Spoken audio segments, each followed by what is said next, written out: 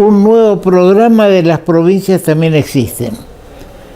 Este programa lo iniciamos hace 23 años, en el año 2000. Acá tenemos el más antiguo que pudimos conservar. Es el programa número 22. Fíjense lo que es el sistema. Ya este sistema ya ni siquiera consigo para poder mirarlo, consigo reproducirlo. Fue emitido el 13 de diciembre del año 2000. Es decir, que si hablamos de que este es programa número 22, estamos hablando de que seguramente empezamos con los programas en los primeros meses del año 22. Con la actual conformación que estamos teniendo en estos momentos, ya hemos superado los 500 programas. Pero si tomamos en cuenta que tenemos a mano el programa número 22 en el año 2000, en diciembre del año 2000, seguramente ya y este programa nunca se interrumpió. Incluso estuvimos en Formosa también emitiendo este programa de las provincias, también existen. Quiere decir que vamos a tratar de sacar la cuenta, ya superamos los 1000 programas.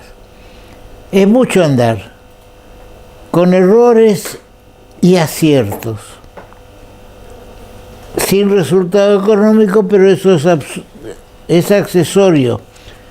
Mientras los que colaboran conmigo aguantan, entonces seguimos entre todos tratando de llevar nuestra verdad, lo que nosotros creemos que es lo que debe conocer nuestra audiencia. El país está en estos momentos en una situación muy, pero muy difícil. No quiero ser pájaro de mal agüero, pero si esto sigue así,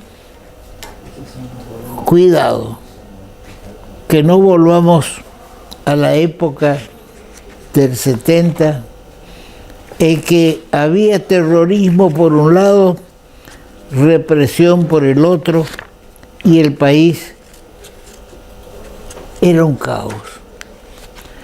¿Por qué digo esto?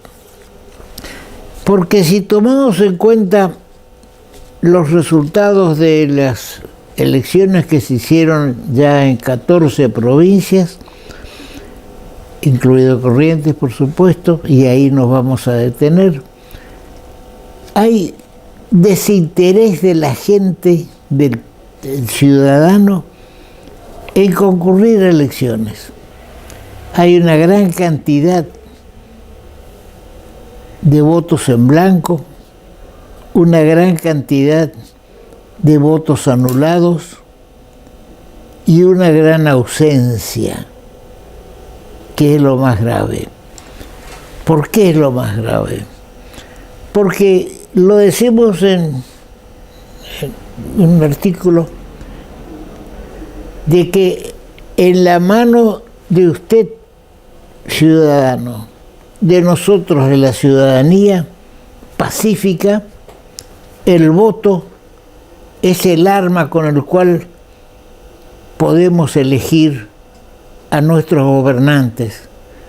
Podemos elegir si queremos ser Cuba, Venezuela, China, Rusia, o si queremos ser lo que siempre fuimos, un país democrático, al punto que la Constitución Nacional, en su artículo 1, nos dice claramente que la nación argentina adopta para su gobierno la forma representativa, republicana y federal. Acá hay 3 conceptos. En el artículo 1 nos habla de representativa. ¿Cómo se representa en una democracia el ciudadano? Con el voto. Elige sus representantes. Ahora hay que ver cuál es el método y cómo se eligen representantes. El método actual que rige en Corrientes es negativo. No puede ser que el ciudadano que entra al cuarto de meditación, no yo quiero llamarle ya más cuarto oscuro, por ahí se me escapa, porque no es un cuarto oscuro, hay luz, o si no, no podríamos elegir, tampoco podemos elegir entre 50 o 60 boletas. Con el agravante que 30 o 35 o más boletas son todas iguales. En esta última elección, desde el primer candidato a diputado al último candidato de senador, son todas boletas iguales, con los mismos nombres, sin que uno pudiera tener la posibilidad de elegir quiénes nos eligen, a quienes elegimos como diputados o senadores. Y lo mismo pasa con la elección de gobernador que vamos a tener dentro de 2 años. Se hacen alianzas con el candidato a gobernador y también 20, 30 boletas con toda la lista de diputados y senadores exactamente iguales. Lo único que diferencia es el nombre del partido de la alianza. Entonces hay partidos, y los respeto, a ese grupo de ciudadanos que se unen para hacer un partido, partidos que sacan 3.000 votos, que tienen el 0,1 o 0,2 del porcentaje de votos válidos, que es otro tema. Entonces, no sé, o mejor dicho, sé, hay que modificar nuestro sistema electoral. Hay que encontrar algo que sea más representativo para cumplir con este artículo 1 de la Constitución. Después nos dice representativa republicana. Con eso estás dejando de lado todo régimen dictatorial. Y por último, el régimen dice representativa republicana y federal. ¿Qué nos quiere decir con eso? Que las provincias, y hoy somos 24 jurisdicciones electorales, incluida el gobierno de la ciudad de Buenos Aires, siempre fuimos 24, antes había un gobierno, porque el país se organizó con 14 provincias y 10 gobernaciones, que eran, por ejemplo, Chaco, Formosa, La Pampa y todo el sur, no eran, provincias, sino que estaban administradas por la nación. Durante el gobierno del presidente Perón se provincializaron esas provincias y había una provincia que era un distrito federal que se llamaba Los Andes, entre Salta y Jujuy. Cuando se provincializa, desaparece el territorio nacional de los Andes y se reparte el territorio entre Salta y Jujuy. Entonces quedamos en 23, pero después se crea la Ciudad Autónoma de Buenos Aires y volvemos a ser 24. Ahora, este tema de federal tiene hoy una especial, vigencia. Y me voy a referir a lo que está ocurriendo, por ejemplo, en Formosa. En Formosa, la Constitución de la provincia de Formosa establece una reelección indefinida del gobernador de la provincia. Ya hace muchos años que el gobernador es reelecto y entonces, continúa con el cumplimiento de su Constitución. Y entonces recién ahora, esta Constitución debe tener 10, 15 años de vigencia o más. recién ahora aparecen los que dicen que esa constitución de Formosa es inconstitucional porque no respeta la parte representativa y demás. Recién se dieron cuenta, después de años que transcurrieron, recién se dan cuenta de que la constitución es contraria a la constitución de la provincia y la constitución nacional. No es así como se debe proceder de acuerdo a los conveniencias electorales. La provincia de Formosa tiene para mí algo especial. Primero, mi padre tenía una empresa de navegación que hacía un servicio de pasajeros hasta de Corrientes y Barranqueras a Formosa.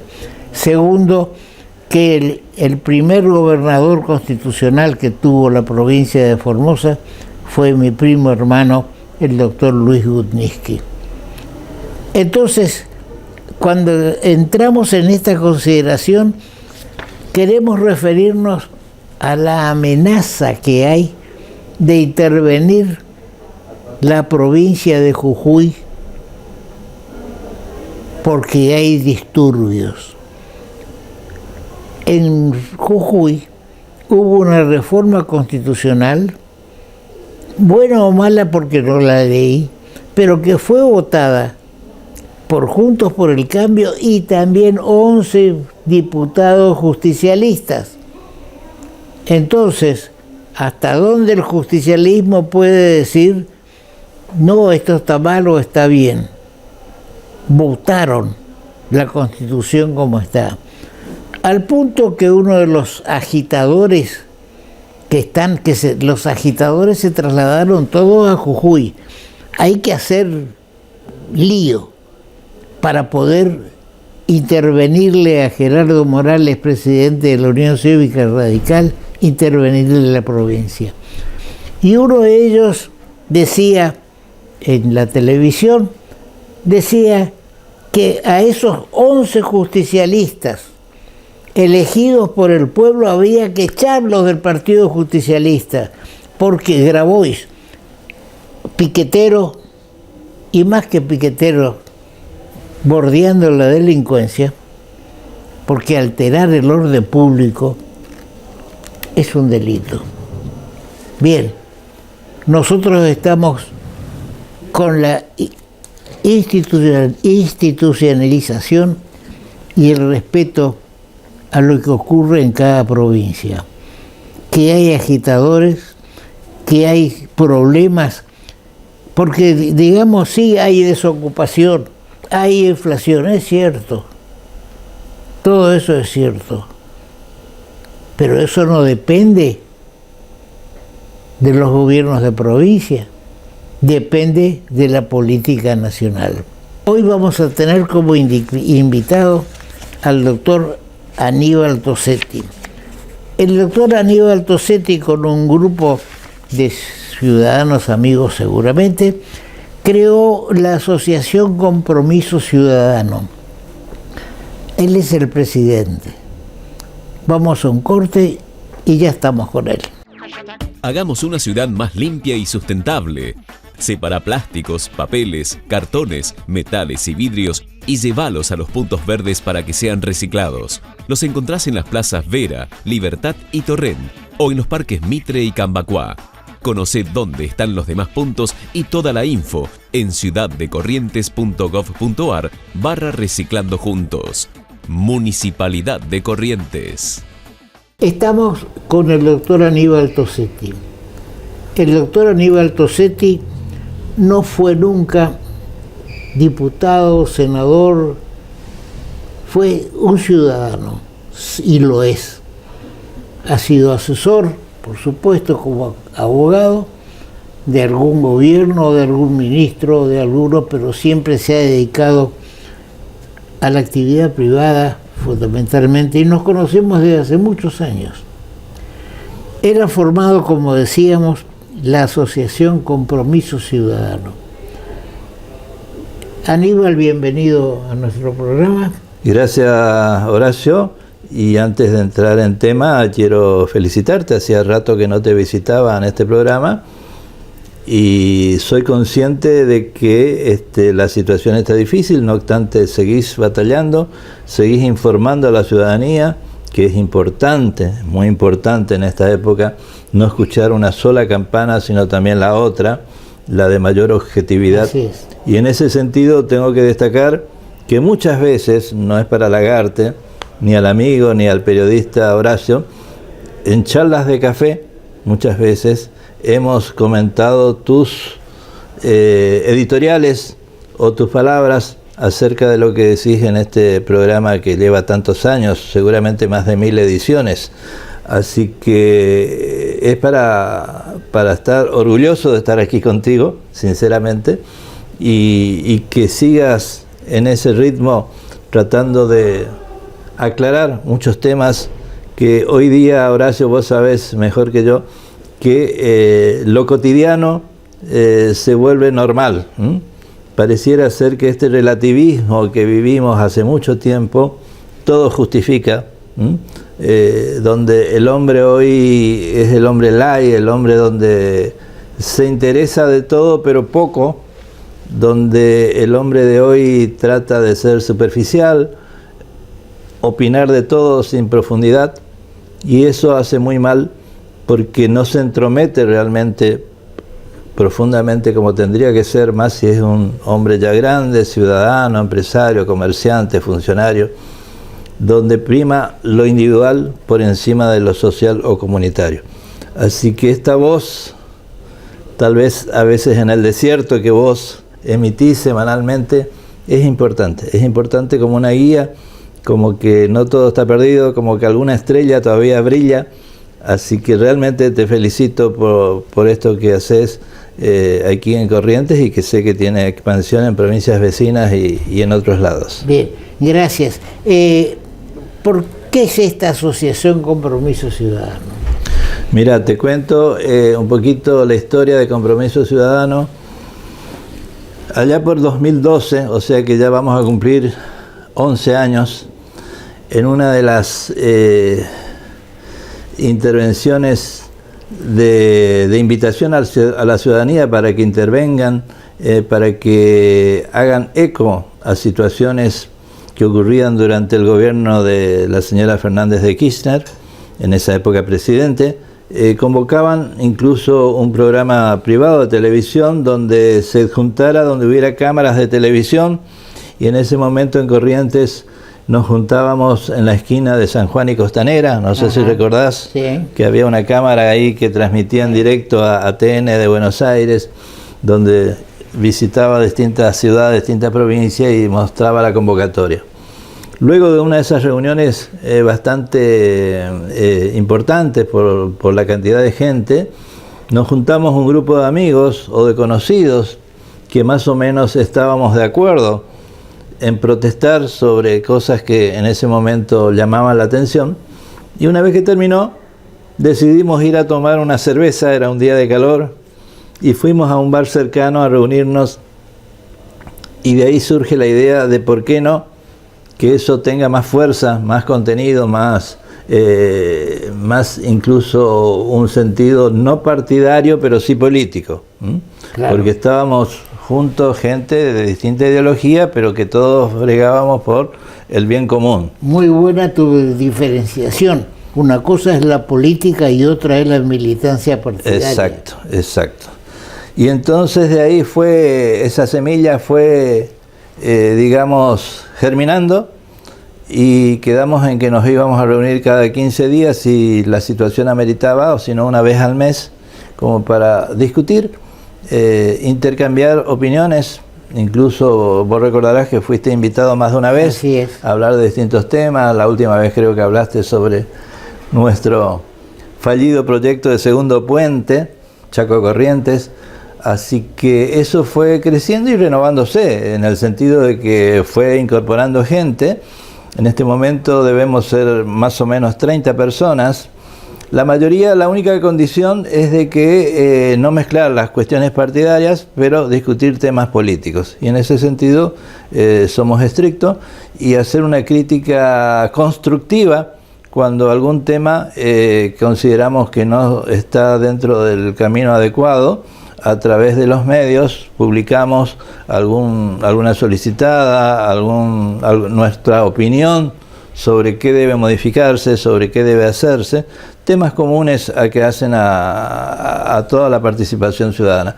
La mayoría somos personas mayores, por decir así. Hago hincapié en esto porque ya estamos más allá de la aspiración de un puesto político, partidario o una participación dentro de la función pública, ¿no? Pero quieren vivir mejor. Sobre todo para nuestros hijos, nuestros nietos, queremos vivir mejor o intentar dejarle Una vida mejor. Una vida mejor de la que nosotros sufrimos diariamente. Bien. Ahora, hay algunos puntos, vos dijiste que son personas mayores. En Corrientes tenemos una ley que está vigente estableciendo el voto joven. De 16 años ya pueden elegir participar de las elecciones. Ahora, ¿qué opinas o que tu opinión o de tu asociación, tu grupo, sobre el voto joven? Porque yo veo, por ejemplo, lo vemos todo en televisión, que dice bebidas no aptas para menores de 18 años. Este programa no es para adolescentes. Y resulta que un programa de televisión no es para los de 16 años, porque es un adolescente, pero sí puede votar y orientar una política de Estado. Ese es mi criterio, ¿no es cierto? Yo no estoy de acuerdo con ese. ¿Cuál es tu opinión? La mía, y creo que la de la mayor parte del grupo Compromiso Ciudadano, comparte con lo que vos expresás. No es posible que una persona muchas veces solo considere un chico no responsable de una actitud delictual o de un hecho ilícito, donde se le protege excesivamente, pero sin embargo se le impulsa, como dijiste, a que decida algunas cuestiones a través de la participación comicial, ¿no? Así que hay siempre una doble vara, depende para quién es el discurso, depende para quién es el destinatario de esto, ¿no? Y si no, veamos lo que está ocurriendo hoy día, ¿no? Lo que pasa en Jujuy es represión, lo que pasa en otros lugares está bien. Nadie critica algunas cosas, pero sí otras. Si me conviene está bien, si no me conviene es horrendo, es abominable. Así que coincido, el hombre hoy día, yo también, sabrás, Horacio, soy responsable de un colegio privado, ¿sí?, donde tenemos ahí chicos del nivel secundario, o sea, chicos de 16 años. ¿Puedes decir el nombre? El Instituto Saint Martin, por calle Santa Fe de la ciudad de Corrientes, y te aseguro, y es lamentable, es una lucha diaria, el desinterés que hay de los jóvenes por la política y por las cosas del bien común. Ahí están en otra cosa, como se dice vulgarmente, ¿no? Están en otra cosa. Entonces, van a ser seguramente permeables a cualquier oferta que se le haga para poner un voto a favor de fulano de tal.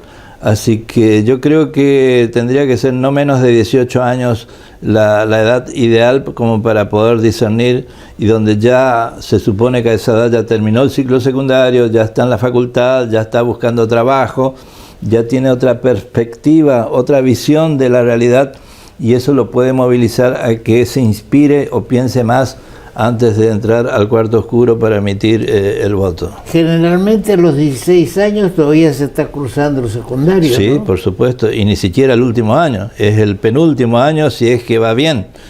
Hoy día también hay una gran deserción, hoy día también ocurre que los chicos no se reciben a la edad ideal si es que avanza año a año, generalmente se reciben 1 o 2 años después, lo que demuestra también de que el sistema educativo tiene innumerables fallas, y eso ameritará seguramente que en algún momento, aunque sé que te ocupaste más de una vez de ese tema, hace que el chico de hoy está en una situación muy endeble, muy preocupante, y lo que es peor, Horacio, no hay apoyo de las más altas autoridades cuando uno quiere enderezar o darle otra dirección al barco, por decir así. siempre o casi siempre el chico es el que tiene razón y los padres muchas veces también lo sobreprotegen. Vos recordarás, en nuestra época, no muy lejana, lo que decía la maestra era sagrado. Así es. Lo que decía el profesor era ley, era nuestro segundo papá, nuestra segunda mamá. Más aún, si íbamos con una sanción, recibíamos doble sanción, la de la maestra y la que nos daba nuestra madre, ¿no? Hoy ocurre todo lo contrario. Lamentablemente son pocos los padres que dan la razón a la institución, que respetan la figura del profesor, de la maestra. Al contrario, hoy día existe la figura de que mi nene tiene razón, mi nene es incapaz de hacer esto, mi nena es buena, y entonces todo es un relativismo y una mediocridad que cada vez está avanzando a pasos agigantados. Así es.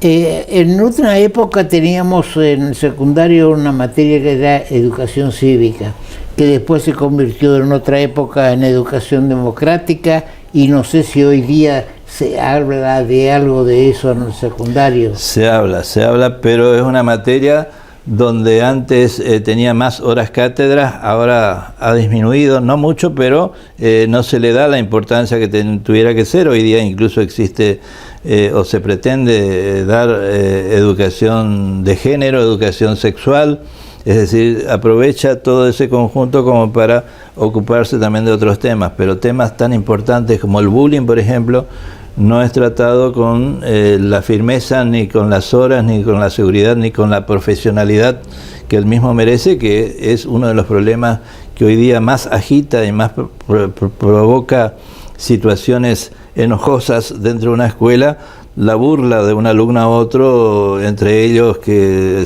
más aún hasta utilizan las redes sociales como para mandarse insultos, amenazas, burlas, y eso provoca un efecto negativo muy grande. Y lo que es peor todavía, Horacio, que ya existe el bullying hacia el profesor, claro, porque el profesor tampoco tiene el respaldo necesario, salvo algunas veces donde en nuestra institución, por ejemplo, siempre le decimos al tutor, para nosotros quien tiene razón es el profesor. Eso no significa que no escuchemos la otra campana. Por supuesto. Pero en caso de divergencia, en definitiva, vale lo que dijo el docente. Pero en otros lados no ocurre eso. Así que el profesor, como el policía, con tal de conservar el cargo, hace la vista gorda, mira para otro lado cuando ven que estén haciendo un acto delictual en la calle, y el profesor con los alumnos también, con tal de seguir ganando, porque hoy día la escasez de trabajo es enorme, hace la vista gorda y sí, que apruebe, total, no me molesta, y pero así seguimos. Siempre va a ser más difícil obtener un trabajo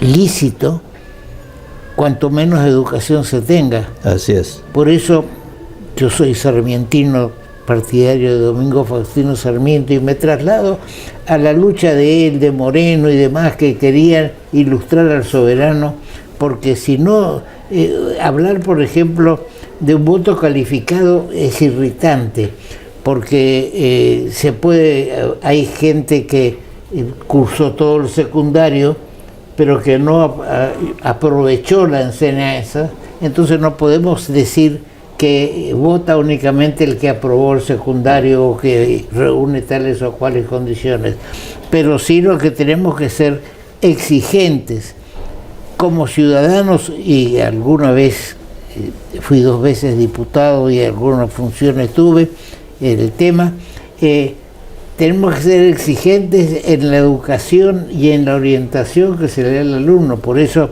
me alegra que tengas que tu instituto, mi hija también tiene un instituto, y todos tratamos de educar al soberano, y eso es importante.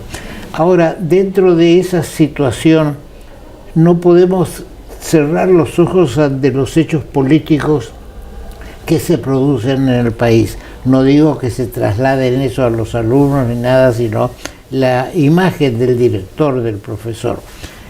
Lo que ocurrió, lo que está ocurriendo en el Chaco, por ejemplo, se le está dando un carácter político que en cierto modo lo tiene. ¿Por qué? Porque hay estados provinciales, y en algún caso la nación también, que delegan en cooperativas o en grupos sociales la ejecución tenemos el caso de los hermanos Choclender con las abuelas de Plaza de Mayo, lo que ocurrió en el mismo Jujuy. Es decir, si vamos a entregar la ejecución de obras a terceros, ¿para qué están los ministerios de obras públicas? Entonces ahora resulta que en el Chaco de noche se pavimentaron 30 metros. ¿No será que qué hay ahí abajo? Porque para hacer de noche y ser 30 metros en una calle... En forma intempestiva se decidió eso. Claro, es una cuestión difícil. En el Chaco, la cuestión va a ser de demostrar si hubo o no vinculación entre el gobierno de la provincia y el asesinato de esta chica. Yo creo que ya está muerta, pues, indudablemente, ¿no es cierto? Ahora, si no, será un caso de femicidio común, digamos, y pierde el valor que se le quiere dar de un lado y del otro a la situación.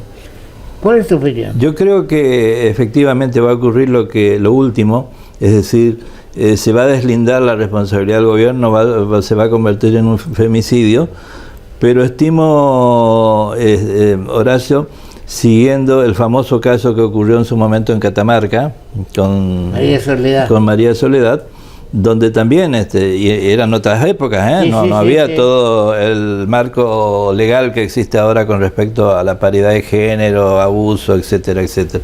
Sin embargo, eso provocó la caída del imperio que tenían los Saadi. No fue inmediato, por supuesto, ¿no? Sí. Pero incidió notablemente para que la estrella de Saad y de su hijo terminara, ya no estuviera en el firmamento y se fuera opacando, y cambió la situación, indudablemente incidió. Yo creo que aquí también va a incidir, y una prueba de ello es las últimas PASO, donde el actual gobernador se consideraba que iba a ganar de punta a punta, más aún, horas antes de hacerse el conteo de los votos ya estaba adjudicándose de una contundente victoria. Y sin embargo la realidad le demostró que la sociedad estaba muy descontenta con lo ocurrido y le castigó con el voto, ¿no? Así que, y llama también la atención, como en Corrientes, Horacio, ese es un tema que merece seguramente, ya habrá merecido tu atención, la gran abstención y votos en blanco que existe. Está demostrando, hay que saber interpretar eso, hay que leerlo con ojos críticos, por qué la gente se abstiene o por qué la gente vota en blanco. Hay una gran desilusión con la clase política, indudablemente. Yo tengo hecho, espero lo mandé no sé si se publicó el día de hoy, un artículo en el cual destaco la alianza triunfante en Corrientes tuvo 382.893 votos, digamos 382.000. Y la cantidad de abstenciones, blancos y anulados es de 363.000. Es decir que se tuvo el 67% de los votos, 67% de los votos válidos. Vale.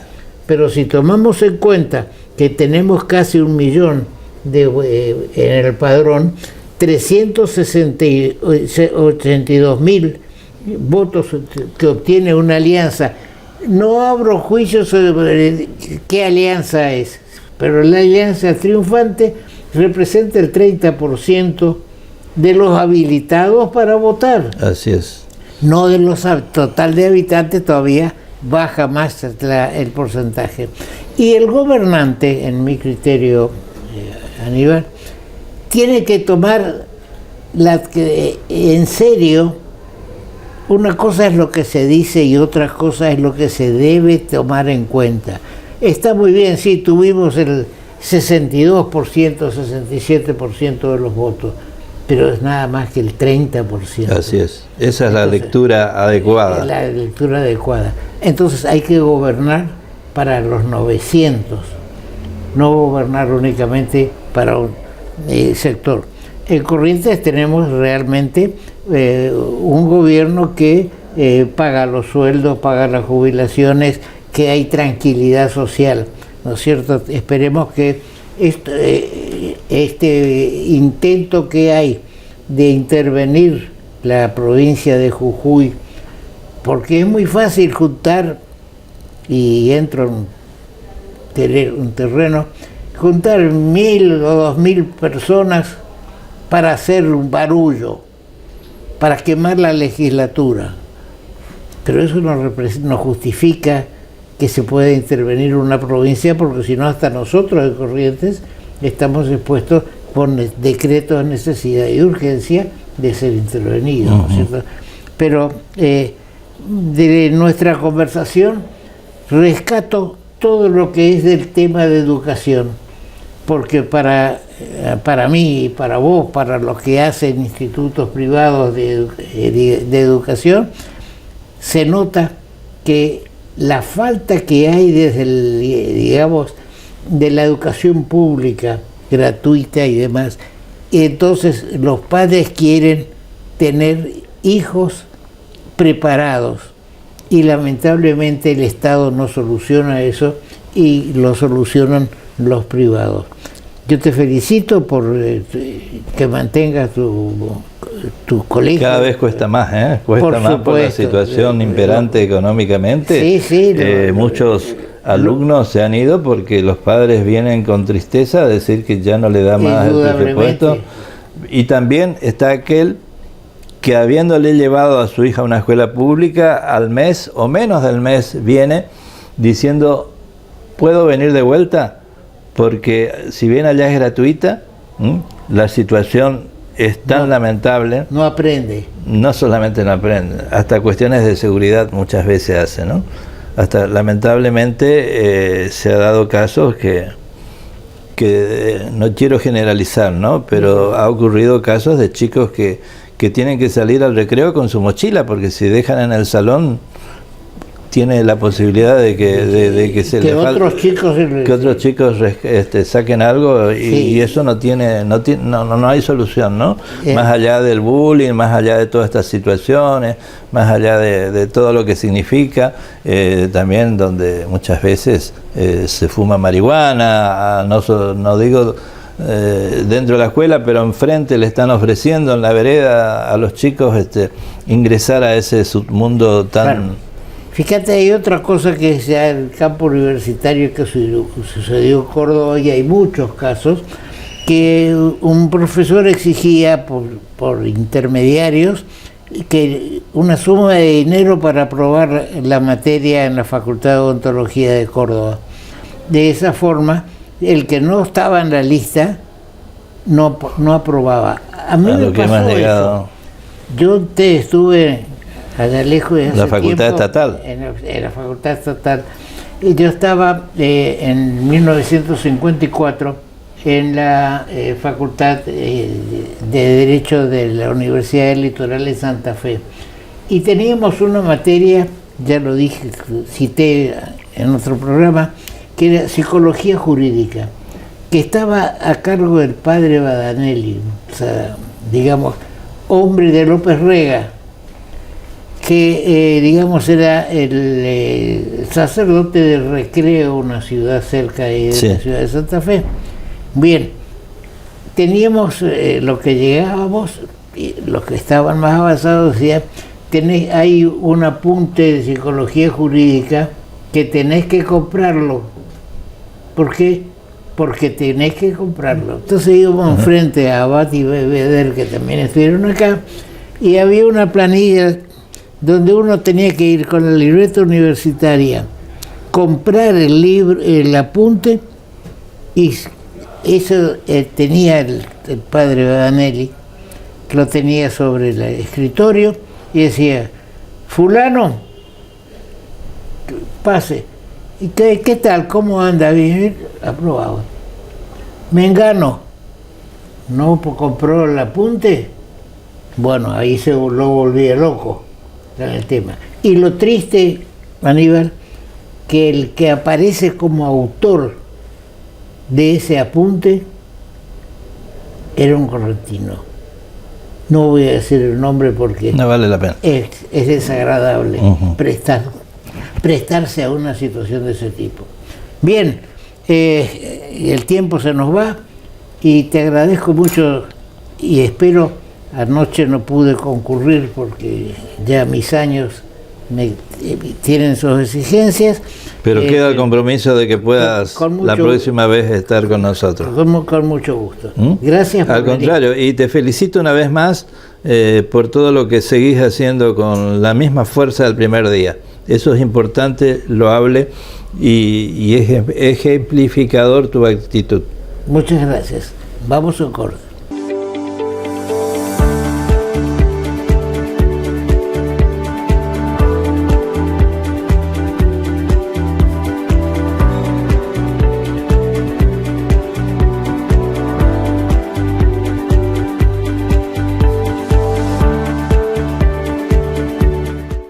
Decía al comienzo de este programa que el rumor o está concretado en la legislatura, en el Congreso Nacional, la intervención federal a la provincia de Jujuy.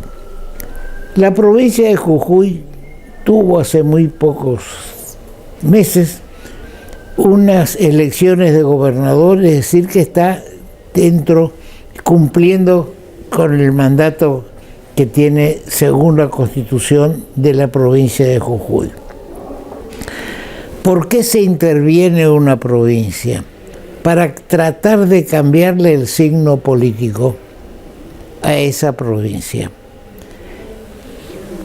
Y tenemos el caso de Corrientes. Yo sé que algunos se van a disgustar conmigo, pero yo no estoy acá para satisfacer a terceros. Estoy acá para mi satisfacción. Hay quienes estamos en contra de las intervenciones federales, pero las intervenciones federales a Corrientes comenzaron en 1917. ¿Tomó nota? En 1917, el interventor federal fue Daniel Goitía. Después,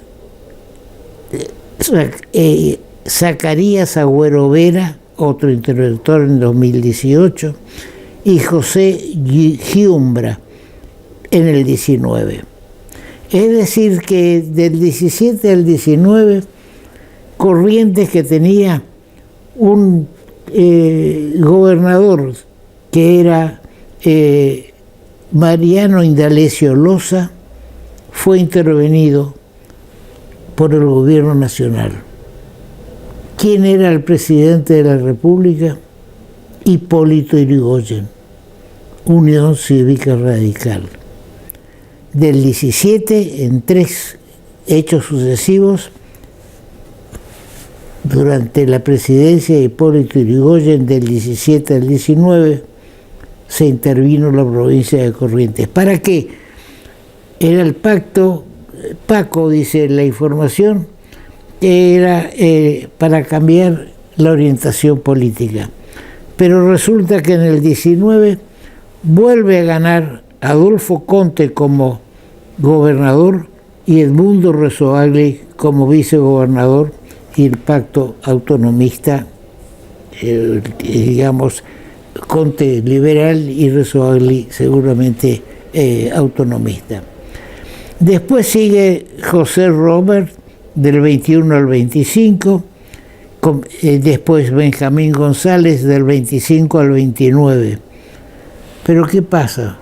El radicalismo no levantaba cabeza pese a esos años de intervención, gobierno de Yrigoyen. Entonces, ¿qué ocurre? Hipólito Yrigoyen, en noviembre, el 6 de septiembre de 1930, termina la revolución con el gobierno de Yrigoyen. Pero Yrigoyen, en 1929, el 30 de noviembre, interviene otra vez la provincia de Corrientes. Es decir, que de las intervenciones federales a gobiernos constitucionales de Corrientes fueron interrumpidas por el presidente Hipólito Yrigoyen. Yo no estoy en contra de la Unión Cívica Radical. Destaco nomás de que todos tienen su lado oscuro. Después vinieron intervenciones que sí cambiaron la orientación política digamos, después de la Revolución de 1943, de 1930, el golpe que derrocó a Irigoyen, resistido en parte por Pomar, que llegó a gobernar unos días, hasta que se fue a Pilar, a Paraguay, tomando la balsa que salía de enfrente de mi casa paterna, Plácido Martínez y Tucumán. Donde está la punta San Sebastián, ahí había una bajada que se conservó mucho tiempo, la parte de cemento. Ahí bajaba la balsa. Y Pomar, radical, resiste la revolución del 30 de Uriburu y es derrotado, no puede prender esa resistencia encabezada por Pomar y se van a refugiarse a Paraguay. Después tenemos otras intervenciones federales y hechos muy particulares, como el de Pedro Numa Soto, que tenía el sistema, regía en Corrientes el sistema de electores. Numa Soto tenía un elector, un solo elector, pero estaban igualadas las posiciones, no existía en ese momento el pacto autonomista, o no tenía los votos necesarios, ni tampoco el radicalismo. Pasan unos días y entonces resuelven nombrarlo a Pedro Numa Soto como gobernador de la provincia de mayo del 32 a diciembre del 35. Después tenemos 16 interventores federales y la provincia sigue después en la intervención federal de la Revolución de 1943, asume Ernesto Babbio y después Raúl González, hasta que en 1946 Blas Benjamín de la Vega, radical, asume la gobernación. Yo hago esta referencia de 1946 porque considero el punto de partida de mi actuación política. Tenía entonces 13 años y mi hermano mayor Ezequiel, que en paz descanse, me llevó al Cine Rex, que estaba en la calle Junín y Catamarca, donde se hacía el acto de proclamación radical. El candidato a gobernador era Vargas Gómez y Benjamín de la Vega era candidato a intendente de la ciudad, pero fallece Vargas Gómez y entonces había que llenar el tema, cosa que se volvió a repetir en un par de oportunidades. Ante el fallecimiento de Vargas Gómez, Blas Benjamín de la Vega, que era candidato a intendente de la ciudad de Corrientes, pasa a ser candidato a gobernador de la provincia de Corrientes y triunfa, pero es intervenido rápidamente. Era el único gobierno no peronista en 1946 cuando triunfa la fórmula Perón-Quijano. Quijano era radical, correntino. Hoy hay muchos descendientes de Quijano, decían que era Jazmín Hortensio, pero porque era J. Hortensio Quijano, pero la J no era de Jazmín, era de otro nombre. Bien, es decir, que el radicalismo, una parte del radicalismo apoya a Perón y lo toma como vicepresidente a Quijano. De ahí ya vienen, y la única provincia de las 14 que eran entonces, que no tenía gobierno peronista, era Corrientes. ¿Cuál era la conclusión? Había que intervenirla. ¿Para qué? Para cambiar cómo va a ganar un radical al gobierno peronista que estaba instalado. Y entonces empiezan una serie de cambios de orientación política. Digo esto porque es lo que se quiere hacer en Jujuy. En Jujuy gobierna el radicalismo. Y ahora entonces quieren intervenirlo porque las intervenciones federales lo que hacen es cambiar la estructura política de una provincia. Y al cambiar la estructura política de una provincia, aumentan las posibilidades electorales para un periodo posterior. Yo me opongo terminantemente a una intervención federal, ya sea por ley, que para eso necesita los 2/3 de cada cámara, o por decreto de necesidad de urgencia de la provincia de Jujuy.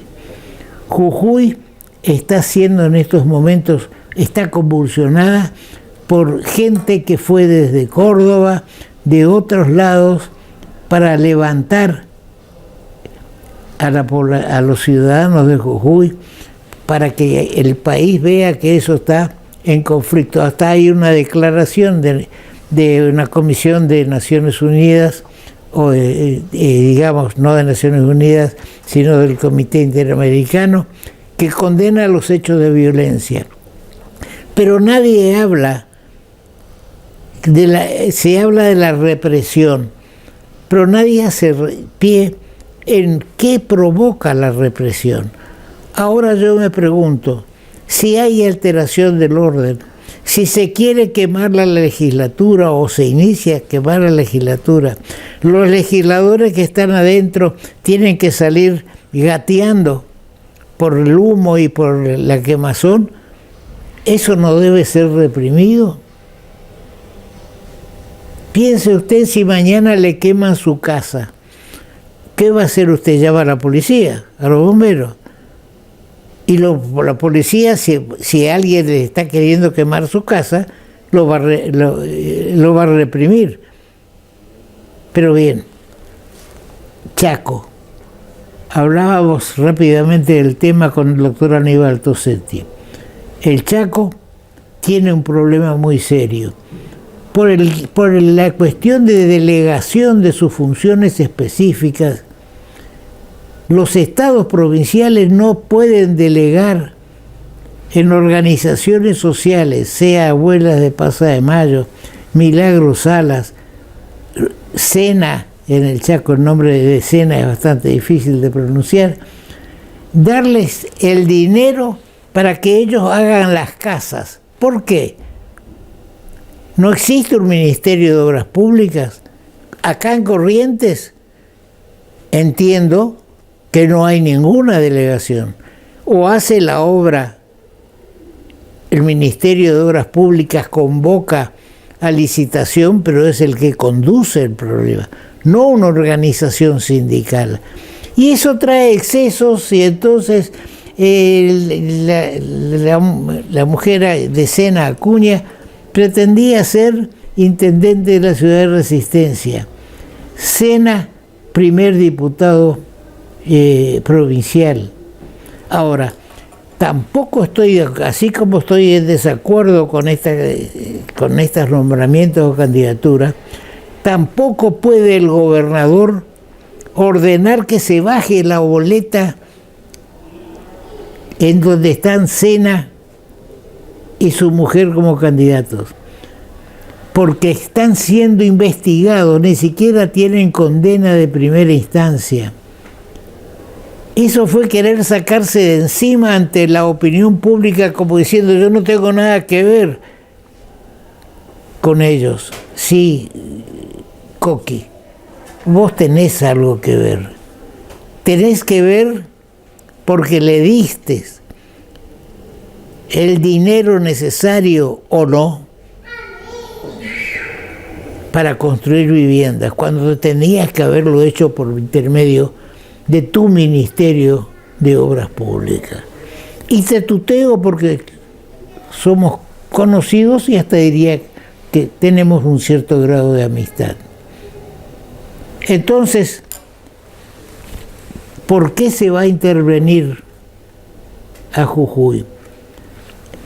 Ahora, para castigarlo a Morales, presidente de la Unión Cívica Radical.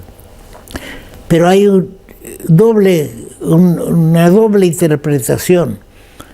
Hay quienes están ahora, Morales debe ser el candidato a vicegobernador, lo va a estar anunciando cuando este programa está en el aire, el jefe de gobierno de la ciudad de Buenos Aires.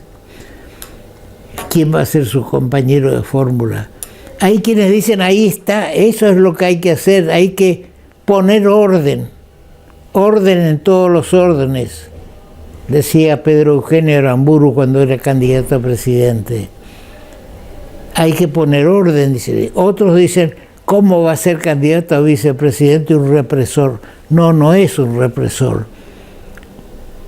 Morales quiere poner orden, como quiere poner Patricia, como puede querer poner también Rodríguez Larreta. Todos queremos orden, solamente quieren desorden aquellos que saben o presumen que van a perder la elección. Entonces, si voy a perder la elección, piensa el oficialismo nacional, que se caiga todo. Que vengan los militares otra vez. Y entonces no vamos a mostrarle al pueblo que fuimos derrotados en elecciones limpias, que esperemos que sean limpias. Lo mismo pasa con Cristina. Cristina, ¿por qué no es candidata? Porque no teme ser derrotada. Y ahí termina el kirchnerismo. Pero si viene un golpe militar, que es lo que se está buscando, una intervención, pero las Fuerzas Armadas ya no quieren más. No quieren más entrar en este juego. Pero si las cosas se desmadran, alguien va a tener que entrar o vamos a ir a una guerra civil. Porque los llamados montoneros, Ejército Revolucionario del Pueblo, los que le pusieron la bomba y que mató a la hija de Lamborghini, siguen armados y no quieren ni que haya paso ni que haya elecciones. Quieren provocar el caos. Yo invito a aquellos ciudadanos que en Corrientes votaron en blanco o que anularon su voto poniendo ahí sobres con la figura de Reagan o de cualquiera, son votos nulos, que no anulen su voto. El arma de la democracia y del ciudadano es el voto. Voten positivo. Yo sé que no esos 300.000 de Corrientes y que se multiplican en el país, no van a votar todos para una alianza. Van a votar unos para unos, pero vamos a estar dentro de la democracia. Y el que gana, gana, y el que pierde, que se prepare para retomar el gobierno en un próximo periodo, pero siempre dentro de las instituciones democráticas. No provoquemos enfrentamientos que por ahora son palos, alguna bala de la policía que va a ser respondida, que puede llegar a ser respondida por esas organizaciones armadas de la década del 70. Termino pidiendo, ciudadano, vaya a votar. De usted depende que el país esté con Cuba, Venezuela, Rusia o China. De usted depende qué país le va a dejar a sus hijos y a sus nietos. y a mis bisnietos. Será hasta el próximo programa.